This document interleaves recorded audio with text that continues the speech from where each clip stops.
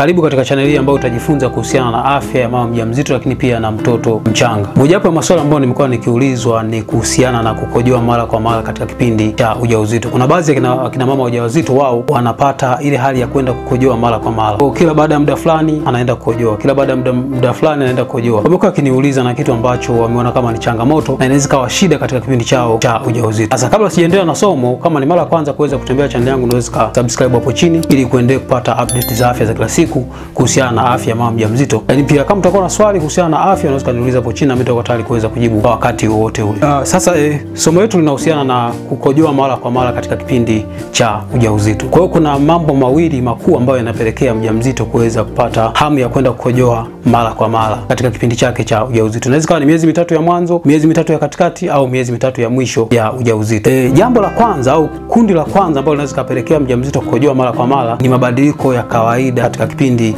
cha ujauzito ambayo tunaita ni physiological changes during pregnancy. Kwa ni mabadiliko ya kawaida kabisa na hayahusishi au hayasemi kwamba ni ugonjwa. Jambo la kwanza kabisa ni kuongezeka kwa damu katika kipindi cha ujauzito au unapokuwa tayari umeshapata mimba na ni mjamzito. Mara nyingi kiwango cha damu kinakuwa kinaongezeka. Ndio maana tunashauri wajawazito wengi sana waweze kutumia zile dawa za kuweza kuongeza damu katika kipindi cha ujauzito, kwa sababu damu inahitajika katika kusafirisha hewa safi au hewa chafu kutoka sehemu nyingine za mwili kwenda sehemu nyingine za mwili. Kwa hiyo endapo kama utakuwa na damu chache na itakuwa ni changamoto. Kwa hiyo uongezekaji wa damu au uhitaji wa damu nyingi katika kipindi cha ujauzito kwa sababu ya mtoto ndio ambao unaweza kupelekea kwamba damu nyingi itakuwa inaenda kwenye figo, na damu nyingi inapoenda kwenye figo maana yake inaweza kachujwa na uchafu mwingi unakuwa unatoka. Kwa matokeo ni kwamba mtu atakuwa anatengeneza mkojo mwingi sana. Kwa anahitaji kuweza kukojoa mara kwa mara kwa sababu ya mkojo mwingi ambao unatengenezwa kwa sababu damu nyingi inakuwa inaenda kwenye figo kuweza kuchujwa ili kutoa uchafu ambao upo katika mwili wetu, ambao kama kawaida tunajua kwamba figo inatoa uchafu. Lakini jambo lingine katika kundi la kwanza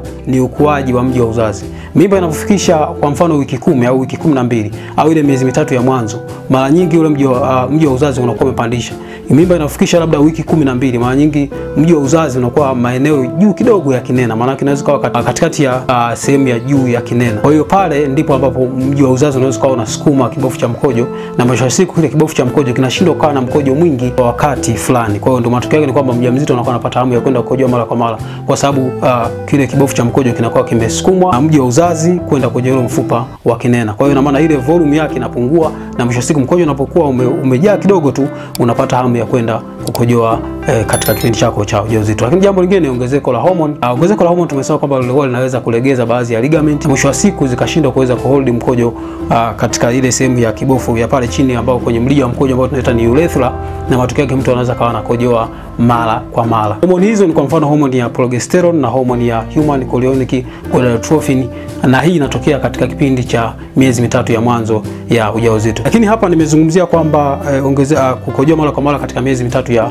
mwanzo ya ujauzito. Hali hii mara baada ya mfuko wa uzazi kuweza kukua kupandisha na labda wiki ya 20, wiki ya 25, hali ya kukojoa mara kwa mara huwa inakuwa inapungua kwa mjamzito. Lakini huwa inakuja kurudi tena miezi mitatu ya mwisho pale ambapo mtoto anakuwa ameshuka, na inawezekana kile kichwa chake kimekuwa kinasukuma ile kibofu cha mkojo kwa sababu mtoto anakuwa ameshuka ile mwishoni kwenye miezi mitatu ya mwisho ya kipindi cha ujauzito. Kwa hiyo mtoto anapokuwa ameshuka, ile kichwa chake kinapokuwa kimeshuka kinaweza kusukuma kibofu cha mkojo kwenye ambayo itakuwa kinakandamizwa kati ya kichwa cha mtoto ambayo ipo katika mfuko wa uzazi, lakini pia na mfupa wa kinena. Matokeo ni kwamba mkojo unakuwa hauwezi kukaa muda mrefu kwenye kibofu cha mkojo, au kibofu cha mkojo kinashindwa kukaa na mkojo mwingi kwa wakati fulani katika kipindi chako cha ujauzito. Mwisho wa siku utakuwa unakojoa mara kwa mara. Hali hii inaweza kutokea miezi mitatu ya mwanzo, miezi mitatu ya katikati inakuja inapungua, miezi mitatu ya mwisho inakuja kuongezeka kwa sababu mtoto anakuwa ameshuka. Lakini jambo lingine inawezekana ni magonjwa. Kundi la pili ni magonjwa, na magonjwa ambayo tunazungumzia hapa ni maambukizi ya bakteria katika mfumo wa mkojo ambao kitaalamu tunaita ni urinary tract infection. Kwa hiyo ipo katika kundi la pili ambalo sio mabadiliko ya kawaida, ni mabadiliko kutokana na magonjwa. Kwa hiyo ni magonjwa ambayo yanaweza katokea katika kipindi chako cha ujauzito. Kwa hiyo inawezekana tunasema kwamba unapokuwa mjamzito mara yake kutokana na ongezeko la hormone, kwa mfano progesterone, mara yake mjongeo wa mkojo unapungua, mkojo unakaa muda mrefu katika mfumo wa mkojo, bakteria wanazaliana, na mwisho wa siku unapopata bakteria wanavyozaliana unaweza kuwa kwenye hatari ya kuweza kupata maambukizi ya bakteria na unahitaji vipimo. Sasa basi nikukumbushe kitu kimoja kwamba unapoona unapata hali ya kukojoa mara kwa mara au unapata maumivu, kwa sababu UTI inakuwa na maumivu unapokuwa unakojoa, au maumivu chini ya kitovu ambayo yanaambatana na kukojoa, au mkojo unakuwa unawashwa, au mkojo unakuwa na harufu kali.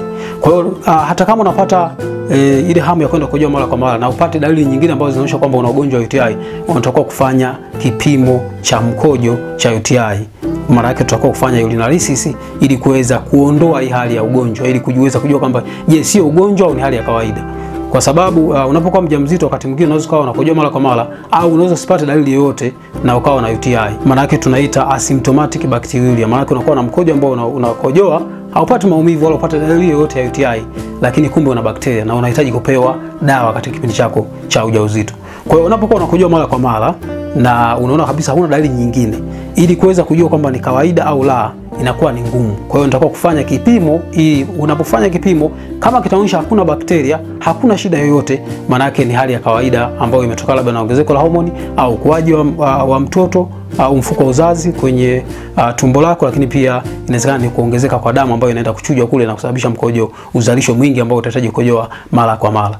Na baada ya kufanya kipimo unahitaji kupata dawa. Sasa dawa unatakiwa uandikiwe na daktari, sio dawa za kwenda kununua tu, kwa sababu kuna baadhi ya dawa, kwa mfano kama Cipro, hazitumiki kwa mama mjamzito, ilikuwa zinaleta athari kwa mtoto.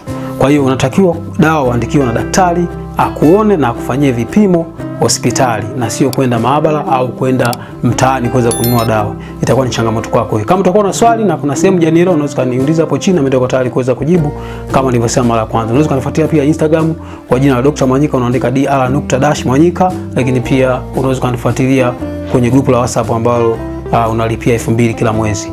Asante.